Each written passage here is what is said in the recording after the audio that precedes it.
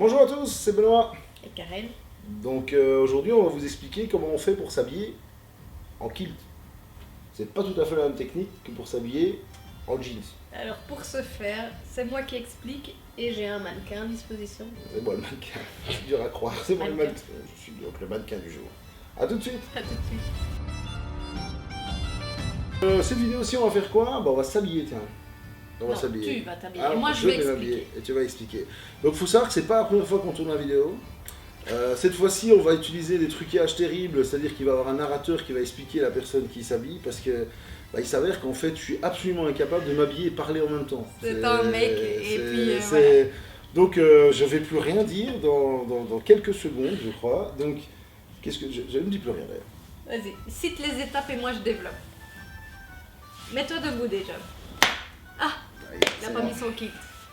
Donc on a remarqué qu'il a déjà le haut qui est... Donc, mis. deuxième trucage. J'ai un caleçon. Ceci est un trucage. Je t'en prie, ma chérie. Oui, on est obligé de mettre un caleçon pour ne pas heurter les âmes sensibles. On va commencer par le dessus qui est déjà porté. Alors là, on met une chemise, un polo, un t-shirt, un peu ce que vous voulez en fonction du look final que vous voulez obtenir. Ça va? Tu n'aimes pas? Je me sens fort en caleçon. Tu te sens en caleçon. On va bientôt mettre le kit. Deuxième étape, on met les chaussettes. Alors les chaussettes, on va les monter bien haut jusqu'au niveau du... un tout petit peu en dessous du genou, puisqu'on va venir y mettre les flashes qui vont avoir comme intérêt de maintenir la chaussette bien haute et Les flashes, également hein, deux, voilà. un look qui aura l'air plus fini. Donc c'est vraiment un intérêt esthétique aussi. On vient replier la chaussette sur l'élastique blanc pour ne voir finalement que 5 cm des flashes. Une fois que celles-là seront mises, on va pouvoir enfin porter le kilt. Alors ça a son intérêt à ce moment-ci pour pouvoir mettre le t-shirt à l'intérieur du kilt. Le kilt, on a 3 boucles. Donc on en a 2 de ce côté-là, on a une boucle de ce côté-ci. C'est facile, on compte jusque 2. On commence par la boucle unique. Donc ça c'est bien important de le dire, c'est de l'intérieur vers l'extérieur, on va passer la sangle en cuir. Et c'est cette sangle qu'on va venir cintrer le plus fort possible, c'est celle-là qui va maintenir le kilt. On a bien dit au niveau du nombril également. À cette étape-là, les plis doivent finir derrière, on fait le demi-tour et on vient... Impossible à réaliser avec un pantalon. C'est vrai, sinon on se fait mal à l'entrejambe. On finit par les 2 boucles. La première sera toujours un petit peu plus serrée que la deuxième. Sinon on a vraiment un faux pli qui se met, c'est pas très joli, c'est vraiment juste esthétique pour la deuxième. Et alors, on finit par centrer les plis vraiment bien à l'arrière. On doit, si on se regarde face à un miroir, ne plus voir que le pan qui est lisse. Bon, idéalement, on essaie d'équilibrer le tartan aussi. Plus ou moins symétrique quand même. On passe la ceinture à cette étape-ci. Alors, la ceinture, vous avez des boucles. La boucle, des fois, a un sens de lecture, donc il faut bien faire attention avant de la positionner, de Donc regarder là, je que la suis boucle devant soit vous pour bien. vous montrer les passants et me parle de la boucle qui, elle, est devant. D'accord. Derrière. La boucle, je fais quoi? Tu passes dans les passants, mon chou. Donc là, on a 2 passants à l'arrière que j'ai pas eu le temps de montrer. Je les ai montrés.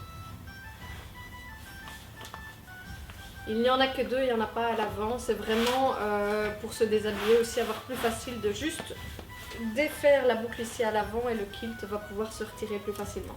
C'est là où on doit rentrer le ventre. Le tout, c'est vraiment bien de cadenasser le kilt. Parce que tout le monde n'a pas. Et c'est ça qui va soutenir et faire en sorte que le kilt ne glisse pas et ne tombe pas. Ensuite, on met le sporran. Alors le sporran, lui, il ne va pas passer dans les boucles à l'arrière. Chaque fois, je le rate. Parce que sinon, vous n'aurez pas l'opportunité de pouvoir le glisser sur le côté. Et ça, vous comprendrez que ça a son utilité à la 3e bière. Alors ici, Benoît, il le ferme par la petite ceinture. On peut aussi le fermer par l'avant. À l'avant, vous avez 2 petits crochets. Ça, chacun voit un petit peu comment il préfère le sanglé. Je trouve aussi que c'est plus simple par la petite ceinture. Il doit vraiment venir contre la boucle ici devant. Ça, c'est le look idéal. On va mettre le skin do. Ça, c'est dans la chaussette. Côté droit pour Benoît. Vous aurez compris qu'il est droitier. Et puis le dernier petit détail, c'est la kilt pin qu'on vient mettre ici sur le premier pan pas dans les deux, sinon on ne saura pas bouger. Moi j'aime bien quand c'est elle qui met la guilpine. Alors ici toujours du côté droit pour les messieurs, du côté gauche pour les femmes. Et alors plus tard on vous expliquera exactement, mais il y a vraiment une place précise en fonction du tartan pour fixer la guilpine. Et voilà, l'homme qui est habillé. Voilà. Je vais me relever pour montrer ou quoi? Tu fais un petit tour comme ça. Je crois que c'est ça. Ouais. Hop, voilà. Tac tac, le sporran, la ceinture. On met bien, on tourne. Les petits plis. J'aime bien les petits plis. Hop. Et c'est parti. Voilà. Merci à tous. C'est dans ce coin-là alors que je ne sais pas. N'oubliez pas de vous abonner, de liker. Et de partager et puis de poser les questions si vous en avez. C'est grâce à vous qu'on peut retourner d'autres vidéos dans le futur. Merci beaucoup, à bientôt. Salut. Non mais quoi? Punaise, j'ai oublié les chaussures. Non mais tu sais quand on oublie les chaussures, moi j'aimerais bien. Hein. Bah écoute, voilà. On fait comment? Donc on a oublié les chaussures. Donc en fait, juste après les chaussettes, il fallait mettre les chaussures. Oui, alors l'intérêt, l'objectif c'est que les chaussures soient placées avant le kilt parce que vous n'arriverez jamais à lasser des C'est moyen, mais c'est chaussures compliqué quand même. si vous les mettez Pas de façon décente en tout cas. après le kilt. Donc l'idée c'est chaussettes juste après les chaussettes, on vient mettre les chaussures et on les sangle. Et puis on continue les Non, on pouvait les mettre après. Alors ici, on a oublié de mettre les chaussures parce qu'en fait, je pars pas vraiment après. C'était pour la vidéo. On faisait comme si je partais. Mais alors en vrai, je pars pas en fait. En fait, je reste ici. Salut. C'est ça, hein? Oui, c'est ça. Voilà. Salut. Salut.